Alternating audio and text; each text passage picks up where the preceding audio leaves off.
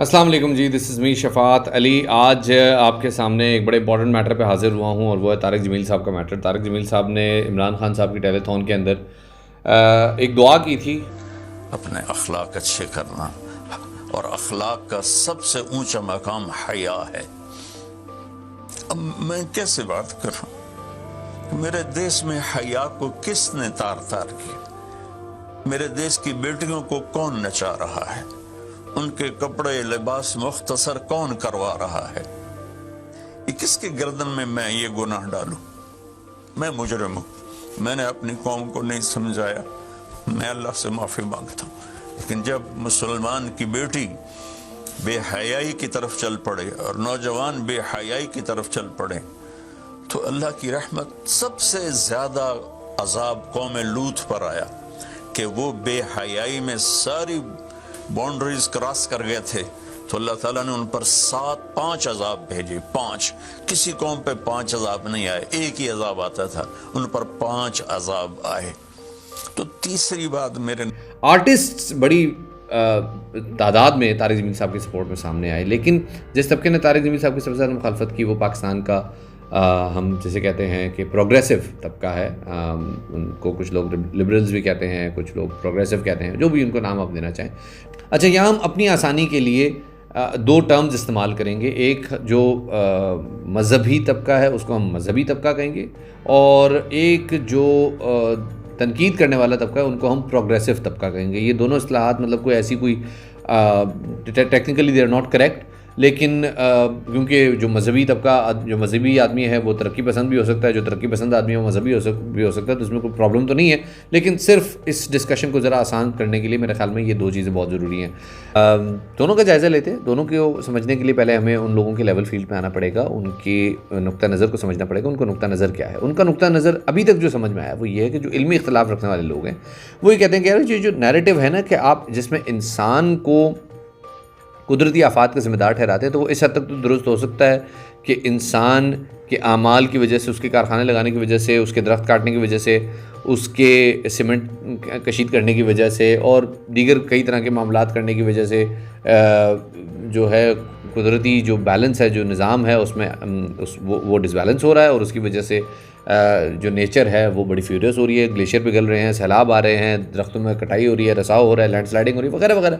लेकिन जो इससे मुनाफा हासिल करने वाले लोग हैं, जो बेनिफिट हासिल करने वाले लोग हैं, वो हकीकत कुछ और लोग हैं, और जो इसके नतीजे में जहाँ भाग होने वाले और अजाब पे की नोयत में आने वाले लोग होते हैं वो तो गरीब लोग होते हैं। तो ये तो बात इस तरह तो साबित ना हुई।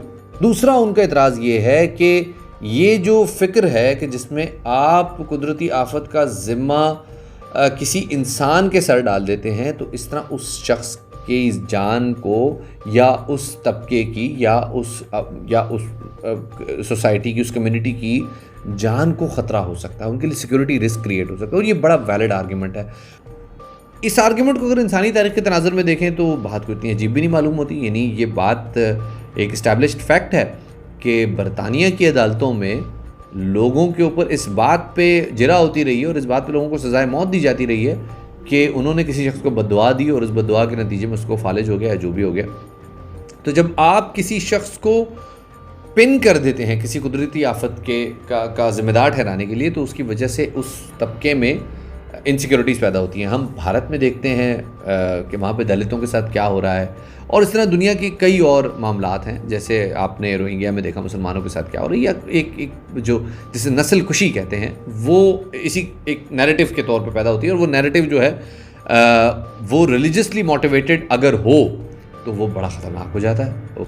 अच्छा, तीसरी नौइयत के लोग जो तारिक जमील साहब पे बहुत ज़्यादा तनकीद करें, ये वो लोग हैं जो ये समझते हैं कि तारिक जमील साहब ने जो बातें कही हैं ये उन्होंने ख़ुद से ईजाद की हैं, और ये उनको उसी वक्त आमद हुई थी और उसी वक्त शायद उन्होंने ये सारे वाक़यात और किस्से वगैरह जो हैं लोगों के सामने बयान कर दिए। लेकिन और ये किस्से जो हैं वो किसी किताब में या किसी सोर्स में इनका कोई मिलना जो है वो मुमकिन नहीं है। ये तो हो गया प्रोग्रेसिव लोगों का नुक्ता नज़र। अब हम ज़रा मजहबी नुक्ता नज़र का भी जायज़ा लेते हैं। ज़ाहिर है हम कंक्लूजन लेने की पोजीशन में तो नहीं है, लेकिन हम कोशिश करते हैं कि आपके सामने दोनों नुक्ता नज़र आ जाए, जज आप खुद होंगे। अब पहले तो आते हैं इस बात की तरफ कि जो तारिक जमील साहब जो किस्से सुनाते हैं या जो बातें करते हैं, क्या उनके अंदर कोई बैकग्राउंड भी होता है? जवाब है कि जनाब, जितना तक मैंने तारिक जमील साहब को देखा है और स्टडी किया है और उनके बयानात को सुना है, तो उनमें बैकग्राउंड तो होता है। ان کا سورس بھی ہوتا ہے, ان کا کوئی حوالہ بھی ہوتا ہے, لیکن آتھینٹسٹی یہ وہ میٹر ہے جو کہ مبلغین کا یعنی پریچرز کا ڈومین نہیں ہے. یہ کے طور پہ حور کا جو کانسیپٹ ہے اس پہ جاوید احمد غامدی صاحب کی بالکل ڈفرینٹ اپروچ ہے, طارق جمیل صاحب مبلغ ہیں, ان کی بالکل ڈفرینٹ اپروچ ہے. وہ اپروچ کا فرق جو ہے اس کا یہ مطلب ہرگز نہیں ہے کہ جناب فلاں ملا ٹھیک ہے فلاں ملا غلط ہے.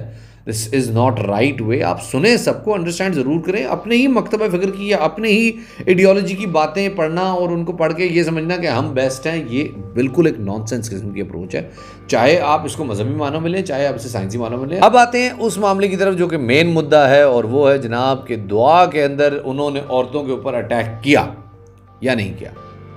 پہلی بات ہے کہ پوری دعا اگر ہم ان کی سنیں تو پوری دعا میں جو ان کا کنکلوژن ہے, جو ان کا کلیکٹیو اپروچ ہے وہ یہ کہ جناب ہم یہ جو ساری آفت ہے اس کے ذمہ دار ہم لوگ ہیں. اب آپ کسی بھی جمعے کی نماز میں چلے جائیں, کسی درگاہ پہ چلے جائیں, کہیں پہ بھی جہاں پہ اجتماعی دعا ہو رہی ہوتی ہے, تو اجتماعی دعا میں جو ہے نا وہ کسی بھی علاقے میں زلزلہ آ گیا, طوفان آ گیا, سیلاب آ گیا, کہیں گلیشیئر پگھل گیا, کہیں ڈیم ٹوٹ گیا, کہیں نہر کا بند ٹوٹ گیا, کچھ بھی ہوا, وہ اس کا یہی ہوتا ہے کہ جناب یہ سب ہمارے گناہوں کی وجہ سے ہوا ہے, تو سب کچھ ہے کہ استغفار کریں. اس سے ہوتا یہ ہے کہ ذرا لوگوں کو یہ ایک بڑا پاپولر نیریٹو ہے, مطلب آج کا نیریٹو تو ہے نہیں, یہ جب سے مذاہب ہیں تب سے یہی بات ہے کہ انسان جو ہے وہ قدرتی آفات کا ذمہ دار جو ہے وہ اپنے آپ کو سمجھتا ہے. وہ نیریٹو آج بھی اتنا ہی پاپولر ہے. آپ آج بھی لوگوں سے کہتے ہیں کہ جناب مطلب ایک کوئی صاحب ہوں, مولانا صاحب ہوں, وہ کسی جگہ پہ کھڑے ہو کے دعا کر رہے ہیں اور وہ رو رہے ہوں اور وہ کہہ رہے ہوں کہ یا اللہ مجھے معاف کر دے, 20 لوگ ساتھ میں جوائن کر لیں گے. وہ سمجھیں گے کہ جناب یہ بالکل واقعی یہ اس لیے نہیں کہ اس شخص کے گناہوں کی وجہ سے یہ سارا تباہی ہوئی ہے, وہ لوگ اس لیے آ جائیں گے بیکاز دے ول ریلیٹ کہ ہاں یار واقعی ہماری وجہ سے ہی سب کچھ ہو رہا ہے. اب اس پہ یہ اعتراض کرنا کہ جناب طارق جمیل صاحب کے بیان کی وجہ سے عورتوں کے لیے اور دیگر لوگوں کے لیے جو ہے وہ مصیبت کریٹ ہو جائے گی اور ان کے فالوور جو ہے عورتوں کے خلاف ہیٹ اسپیو کرنا شروع کر دیں گے. پہلی بات ہے کہ ہر وہ ایسا کوئی بھی شخص جو کہ عورتوں سے بدتمیزی سے بات کرے یا عورتوں کو گالیاں دے یا ان سے نفرت کا اظہار کرے سوشل میڈیا پہ یا ذاتی زندگی میں, تو وہ شخص مطلب اس کی تربیت پہ نا بہت بڑا سوالیہ نشان بن جائے. تو پھر اس کے بعد وہ خود کو مسلمان بھی کہتا ہے, تو بڑا عجیب سا لگتا ہے. یہ مثال یوں دی جا سکتی ہے کہ جیسے کوئی شخص جو ہے وہ کسی جگہ پہ دعا کے لیے ہاتھ اٹھائے ہوئے ہو کہ یا اللہ میری وجہ سے امت پہ بڑا تباہی آ گئی ہے, میرے گناہوں کی وجہ سے بڑی جو ہے نا دنیا پریشان ہو گئی ہے, یا اللہ مجھے بخش دے. تو ایسا نہیں ہوگا کہ وہاں پہ جو ارد گرد لوگ کھڑے ہوں گے وہ اس کو مارنا شروع کر دیں گے اور اس کو جہاں بھاگ کر دیں گے. جو مذہبی اپروچ ہوتی ہے وہ اس نوعیت کی ہوتی ہے کہ جناب یہ شخص جو دعا کر رہا ہے تو پیپل وڈ جوائن ہم, اور لوگ اس کے ساتھ مل کے دعا کرنی شروع کر دیں گے. لوگوں کو لگے گا کہ ہی از ٹاکنگ اباؤٹ اس. تو وہ بیسیکلی ایک چیٹ ہوتا ہے کہ آپ دعا مانگ رہے ہوتے ہیں, دعا میں آپ اپنے آپ کو برا بھلا کہہ رہے ہوتے ہیں, لیکن جو دعا میں شریک جتنے لوگ ہوتے ہیں وہ سب یہ سمجھ رہے ہوتے ہیں کہ ہاں یار ہمارے بارے میں بات ہو رہی ہے.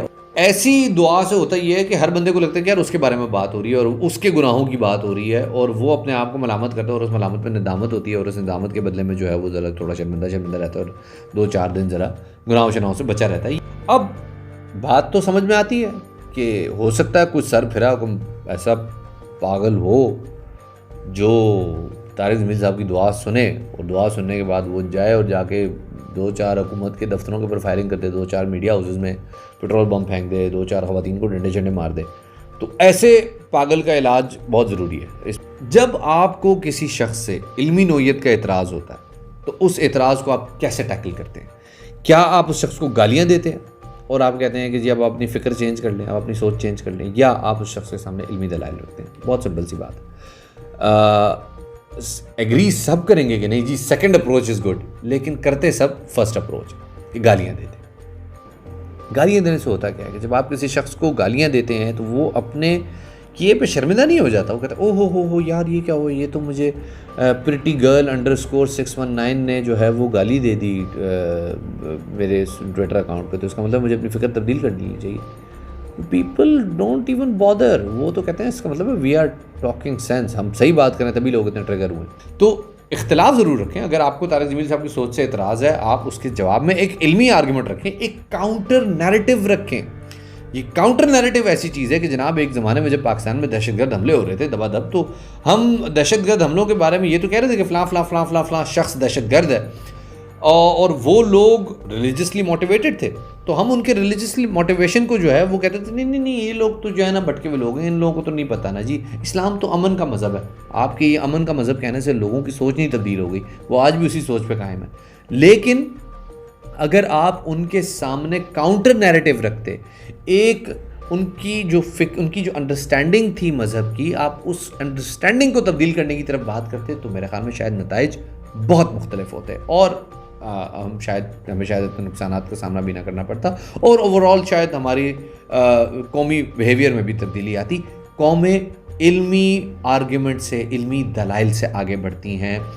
پکڑ دھکڑ, مار دھار, گالی کسون مکی, اس چیز سے کبھی بھی کسی آرگیومنٹ کا خاتمہ نہیں ہوتا, کسی سوچ کا خاتمہ نہیں ہوتا, بلکہ الٹا وہ مزید راسخ ہو جاتی ہے, وہ مزید مضبوط ہو جاتی ہے. تو پھر کرنا کیا چاہیے؟ کرنا یہ چاہیے کہ جب آپ کو کوئی ایسی بات سامنے آئے جو کہ بالکل آپ کے سوچ کے خلاف ہو, آپ کو لگے کہ جناب یہ تو بڑی قیامت ہو گئی ہے, تو نمبر 1 سنیں, لسن ٹو دیم. نمبر 2 جہاں پہ وہ بول رہے ہیں پہلے اس نقطۂ نظر کو سمجھنے کی کوشش کریں, اور اگر آپ ان کا نقطۂ نظر نہیں سمجھ سکتے تو پھر پاس کریں یا برداشت کریں. ٹالرنس بہت ضروری ہے. سو ویل